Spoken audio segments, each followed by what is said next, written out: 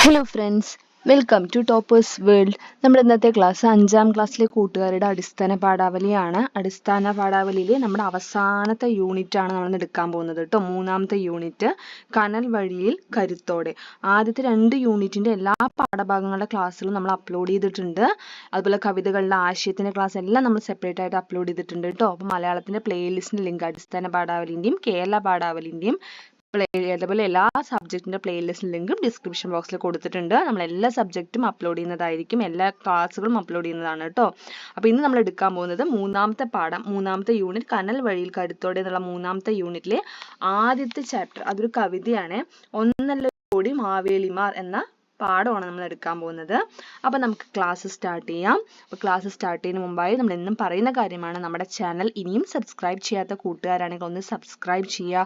അതോടൊപ്പം നിങ്ങളുടെ വിലയേറിയ കമൻറ്റ്സ് കൂടെ ഒന്ന് അറിയിക്കുക കേട്ടോ. നിങ്ങൾക്ക് നിങ്ങളുടെ അഭിപ്രായങ്ങൾ അറിയിക്കുക. വേറെ ഏത് ക്ലാസ്സുകളാണ് അപ്ലോഡ് ചെയ്യേണ്ടതെന്നും കൂടെ അറിയിക്കുക, നമ്മൾ കമൻറ്റ് ചെയ്യുക. അപ്പോൾ തീർച്ചയായിട്ടും നമ്മൾ അതിനനുസരിച്ച് ക്ലാസ്സുകൾ പ്ലാൻ ചെയ്യുന്നതായിരിക്കും. ഓക്കെ, അപ്പോൾ നമുക്ക് ക്ലാസ് സ്റ്റാർട്ട് ചെയ്യാം. നമ്മുടെ ഫസ്റ്റ് പാഠം ഒന്നല്ലൊരു കോടി മാവേലിമാർ, 3ാമത്തെ യൂണിറ്റ് ആണ് കനൽ വഴിയിൽ കരുത്തോടെ. അപ്പൊ ആദ്യം തന്നെ എന്താണ് കൊടുത്തിരിക്കുന്നത്? ഒരു നാടൻ പാട്ടിന്റെ കുറച്ച് വരികൾ കൊടുത്തിട്ടുണ്ട്. നമുക്ക് അത് ആദ്യം വായിച്ചു നോക്കാം. രാരിക്കം രാരാരോ രേരിക്കം രേരേരോ, രാരിക്കം രാരാരോ രേരിക്കം രേരേരോ, മലവെള്ളം വന്നാൽ നമ്മുടെ കുഞ്ഞുങ്ങളെങ്ങനെടി, ചെറവെള്ളം വന്നാൽ നമ്മുടെ കുഞ്ഞുങ്ങളെങ്ങനെടി, മലവെള്ളം വന്നാൽ നമ്മള് മറുമല കയറും, ചെറവെള്ളം വന്നാല് നമ്മള് ചെറുമല കയറും, രാരിക്കം രാരാരോ രേരിക്കം രേരേരോ, രാരിക്കം രാരാരോ രേരിക്കം രേരേരോ. ഈ നാടൻ പാട്ട് എല്ലാവരും ചേർന്ന് പാടൂ.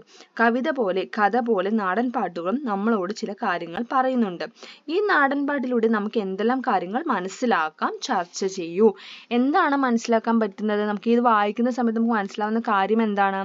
എത്ര തന്നെ വലിയ പ്രതിസന്ധി വന്നാലും ഏത് പ്രതിസന്ധി വന്നാലും അത് ധൈര്യപൂർവ്വം തരണം ചെയ്യും എന്ന മനോഭാവത്തെയാണ് ഈ നാടൻ പാട്ടിലൂടെ മനസ്സിലാക്കാൻ സാധിച്ചത് അല്ലെ. എന്ത് തന്നെ വന്നാലും, മലവെള്ളം വന്നാൽ എന്ത് ചെയ്യും, ചെറുവെള്ളം വന്നാൽ എന്ത് ചെയ്യും എന്നൊക്കെ ചോദിക്കുന്നുണ്ട് അല്ലെ.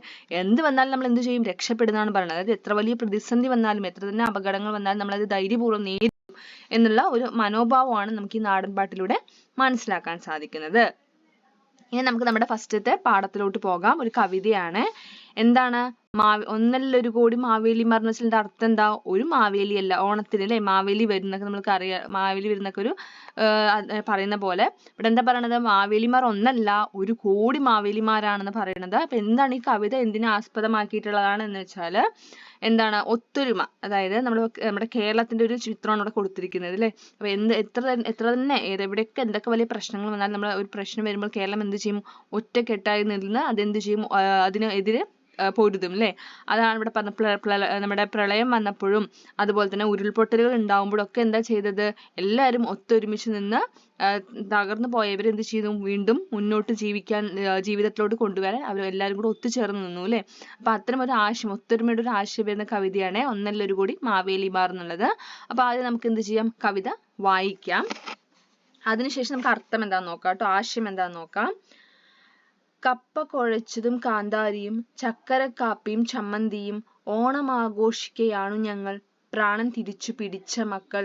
ഇവിടെ നമ്മള് എന്താണ് ഉരുൾപൊട്ടൽ വന്നതിനെ കുറിച്ചൊക്കെ ഇവിടെ പറയുന്നുണ്ട് കേട്ടോ. അപ്പൊ ഇവിടെ എന്താ പറയുന്നത്? തിരിച്ച്, അതായത് ആ മഹാമാരിക്ക് ശേഷം, ആ മഹാദുരന്തത്തിന് ശേഷം, ഇപ്പൊ പ്രളയമാണെങ്കിലും അല്ലെ, പ്രളയം പറയുന്നത് ഒരു വലിയ ദുരന്തമായിരുന്നു. അതുപോലെ ഉരുൾപൊട്ടൽ കേരളം കണ്ട ഏറ്റവും വലിയൊരു ഉരുൾപൊട്ടലായിരുന്നു അല്ലെ. അപ്പൊ അതുപോലെ അങ്ങനെ ഒരുപാട് എന്താ പറയാ പ്രശ്നങ്ങൾ വന്നു. അപ്പൊ അങ്ങനെ അതിനൊക്കെ തിരിച്ചു വന്ന ആൾക്കാർ എന്ത് ചെയ്യണം? ആ പ്രാണൻ എന്ന് വെച്ചാൽ എന്താണ്? ജീവൻ തിരിച്ചു പിടിച്ച ആൾക്കാര് ഇപ്പൊ ഓണം ആഘോഷിക്കുകയാണ്. എങ്ങനെയാണ് ഓണം ആഘോഷിക്കുന്നത്?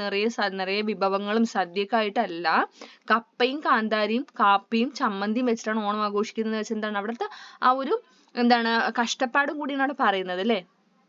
മല വിണ്ടു കീറി തിളച്ചു സമസ്തവും പ്രളയ പെരുങ്കാളി ചുട്ടുതിന്നു, മണ്ണിനടിയിൽ പിടയുന്നത് ഇപ്പോഴും കണ്ണിലെ കൃഷ്ണമണികളായോ എന്ന് പറഞ്ഞാൽ എന്താണ്?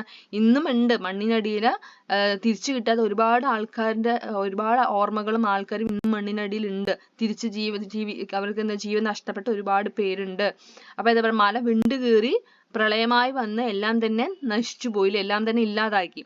മക്കളെക്കാളും പ്രിയമാർന്ന പൂവാലി ചത്തുമലച്ചു കുരുതിയാറ്റിൽ, ഇപ്പരുവത്തിൽ ചിരിക്കാൻ മേല ഒക്കെ പൊറുക്കണേ കാക്കപ്പൂവേ, തിരുവോണം മറക്കാത്ത തുമ്പപ്പൂവേ, വട്ടത്തിൽ കൈകോർത്തു പാടി കളിക്കുന്ന മുറ്റം കരിമ്പുഴ കാർന്നു തിന്നു,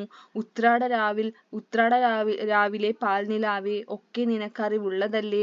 എന്താ പറയുന്നത്, പണ്ടത്തെ കഴിഞ്ഞു പോയ, അതായത് നല്ല കാലത്തുണ്ടായ ആ ഒരു ഓണാഘോഷത്തിന്റെ ഓർമ്മകളാണ് ഇവിടെ പറയണത് അല്ലേ. അപ്പോൾ എന്താ പറയുക, മക്കളെക്കാളും പ്രിയമാർന്ന, അപ്പൊ ഈ പ്രളയം വന്ന് അല്ലെങ്കിൽ ഉരുൾപൊട്ടൽ വന്നാണ് പ്രധാനമായിട്ടൊരു തീം എന്ന് പറയുന്നത്. അപ്പൊ മക്കളെക്കാളും പ്രേമോടെ നോക്കി വളർത്തിയ പൂവാലി പശു കുരുതിയാറ്റിൽ എന്ത് ചെയ്യുന്നു, ചത്തു മലച്ചു കിടക്കണു അല്ലേ. അത് കണ്ട് എങ്ങനെയാണ് ചിരിക്കാൻ ഞങ്ങൾക്ക് ആവുന്നില്ല, ഈ പരുവത്തിൽ ഞങ്ങൾക്ക് ചിരിക്കാൻ ആവുന്നില്ല എന്ന് പറയുകയാണ്. അതുപോലെ കഴിഞ്ഞു പോയ ഓണത്തില് വട്ടത്തിൽ കൈകോർത്ത് പാടി കളിച്ച മുറ്റമൊക്കെ ഇപ്പൊ എന്തായി, അവിടെയൊക്കെ പുഴ ഒഴുകാൻ തുടങ്ങി. അപ്പൊ ഇതെല്ലാം പ്രകൃതിയോട് ചോദിക്കുന്നത്, ഇതൊക്കെ നിനക്ക് അറിയുന്ന കാര്യമല്ലേ. എന്നാലും ഞങ്ങൾ പിടിച്ചു നിൽക്കും, കൊന്നാലും വീണ്ടും മുളച്ചു പൂക്കും, നന്മത്തിരി കത്തിച്ചായിരം കൈകൾ ഒന്നിച്ചു നീളുന്ന ചേലു കണ്ടോ. അതായത് തളർന്നു പോകുന്ന സമയത്ത് അവരെ തളർന്നു പോകുന്ന ആൾക്കാരെ പിടിച്ചു കൊണ്ടുവരുന്ന ജീവിതത്തിലോട്ട് തിരിച്ചു കൊണ്ടുവരാൻ ഒരുപാട് കൈകളുണ്ട് അല്ലെ, ഒരുപാട് കൈകളുണ്ട്. ആയിരം ആയിരം മാവേലിമാർ ആണായും പെണ്ണായും കാവൽ നിൽക്കെ, ഓണത്തിനിക്കുറി നമ്മൾ പാടും കേരളം എന്നുള്ള സംഘഗാനം, മർത്യ ജീവിതം എന്നൊരു ഉയിർപ്പുഗാനം. അപ്പൊ എന്താ പറയണത്, തിരിച്ച് ജീവിതത്തിലോട്ട് വരുന്ന ഒരു ഉയിർപ്പുഗാനം, അതായത് തിരിച്ച് ജീവിതത്തിലോട്ട് വരുന്നൊരു ഇതാണല്ലേ ഒത്തൊരുമയുടെ കേരളം എന്നുള്ള സംഘഗാനം. കേരളം ഒത്തൊരുമിച്ച് നിന്നിട്ടുള്ള ഒരു ഇതാണ് ഇവിടെ പറയുന്നത്, ഒത്തൊരുമയെ കുറിച്ചാണ് ഇവിടെ പറയുന്നത്. എഴുതിയ കവിയുടെ പേരാണ് ഏഴാഞ്ചേരി രാമചന്ദ്രൻ എന്നാണ്. അപ്പൊ നമുക്കിനി കവിതയുടെ ആശയം എന്താണെന്ന് നമുക്ക് എഴുതാം. അതിജീവനത്തിന്റെ സന്ദേശം പകരുന്ന കവിതയാണ് ഒന്നല്ല ഒരു കോടി മാവേലിമാർ. പ്രളയകാലത്തെ തീവ്രമായ വേദനയിൽ നിന്നും നഷ്ടങ്ങളിൽ നിന്നും ഉയർത്തെഴുന്നേറ്റ മലയാളികളുടെ ആത്മവീര്യത്തെ തൊട്ടുണർത്തുന്ന വരികളാണ് ഈ കവിതയിൽ കാണാനാവുക. 2018 മനുഷ്യൻ നേരിട്ട വെള്ളപ്പൊക്കവും 2024 വയനാടിന്റെ മണ്ണിൽ നേരിടുന്ന ഉരുൾപൊട്ടലും മഴവെള്ളപ്പാച്ചിലും മലയാളികൾ വേദനയോടെ അതിജീവിക്കുകയായിരുന്നു. ഉറ്റവരും ഉടയവരും ജീവിതകാലം മുഴുവൻ അധ്വാനിച്ചുണ്ടാക്കിയതുമെല്ലാം നഷ്ടപ്പെട്ട ഒരു കൂട്ടം എന്നാണ് കേട്ടോ. ഇവിടെ നമ്മുടെ ടൈപ്പിംഗ് മിസ്റ്റേക്ക് ആണ്. ഒരു കൂട്ടം മലയാളികൾ എന്നാണ് ഇവിടെ ശരിയാക്കുക. ഒരു കൂട്ടം എന്നാക്കുക കേട്ടോ. ഇത് ഒരു കൂട്ടം എന്നാണ്. ഒരു കൂട്ടം മലയാളികളെ, മനുഷ്യരെ കേരളം ഒറ്റക്കെട്ടായി ചേർത്തു നിർത്തി. 2024 ഏറ്റവും വലിയ പ്രകൃതി ദുരന്തത്തിന് കേരളം സാക്ഷിയായി. ഒരു രാത്രി കൊണ്ട് ഒരു പ്രദേശം മുഴുവൻ ഇല്ലാതായി. ആ ദുരന്തത്തിൽ നിന്നും രക്ഷപ്പെട്ട അവർ മനസ്സിലെ മായാത്ത മുറിവുമായി എന്നും ജീവിക്കുന്നു. അവർ ഇപ്പോൾ പതിയെ ജീവിതത്തിലോട് തിരിച്ചു വരികയാണ്. അവരുടെ ഇന്നത്തെ ഓണാഘോഷത്തിൽ നിന്നുമാണ് കവിത തുടങ്ങുന്നത്. പതിവ് പോലെ ചോറും സാമ്പാറും 10 കൂട്ടം കറികളും പായസം ഒന്നുമില്ല. കപ്പ കുഴച്ചതും കാന്താരിയും ചക്കര കാപ്പിയും ചമ്മന്തിയുമാണ് അവരുടെ ഓണസദ്യ. കഴിഞ്ഞുപോയ ഓണനാളുകൾ കുറിച്ച് അവർ ചിന്തിക്കുകയാണ്. മല പൊട്ടി കുത്തിയൊലിച്ചു വന്ന മലവെള്ളം അവരുടെ സകല സമ്പാദ്യവും പ്രിയപ്പെട്ടവരെയുമാണ് കവർന്നെടുത്തു കൊണ്ടുപോയത്. ആ മണ്ണിനടിയിൽ നിന്നും ഇനിയും കണ്ടുകിട്ടാത്തവരെ അവരുടെ പ്രിയപ്പെട്ടവരുണ്ടാകുമെന്ന് കവി പറയുന്നു. പ്രിയപ്പെട്ടവർ എന്ന് പറയുമ്പോൾ അതിൽ മനുഷ്യർ മാത്രമല്ല, അവർ മക്കളെ പോലെ ഓമനിച്ചു വളർത്തിയ മൃഗങ്ങളും കാണും. അന്ന് കണ്ട ഓർമ്മകളുടെ വേദന ഇന്നും അവരെ വേട്ടയാടുന്നു. ആറ്റിൽ ചത്തുമലച്ചു കിടന്ന പൂവാലി ഓർക്കുമ്പോൾ പലതും മറന്ന് മന്ദഹാസം വിടർന്ന അവരുടെ മുഖത്തിൽ നിന്നും പുഞ്ചിരി മാഞ്ഞു പോകും. കാക്കപ്പൂവിനോട്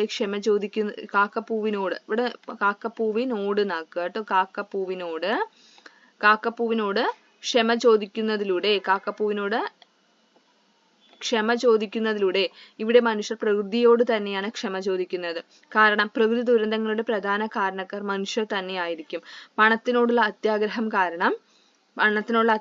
കാരണം മനുഷ്യർ പ്രകൃതിയെ ദ്രോഹിക്കുന്നു. പക്ഷെ അതിൽ അപകടത്തിലാകുന്നത് പ്രകൃതിയോട് ഇഴകിച്ചേർന്ന് ജീവിക്കുന്ന സാധാരണ ജനങ്ങളായിരിക്കും. ആ ഒരു വലിയ ദുരന്തത്തിന് ശേഷം ഇത് അവിടുത്തെ ജനങ്ങളുടെ ഉയർത്തെഴുന്നേൽപ്പാണ്. തകർന്നു പോയവരെ എഴുന്നേൽപ്പിക്കാൻ ഇന്ന് ഒരുപാട് കൈകളുണ്ട്.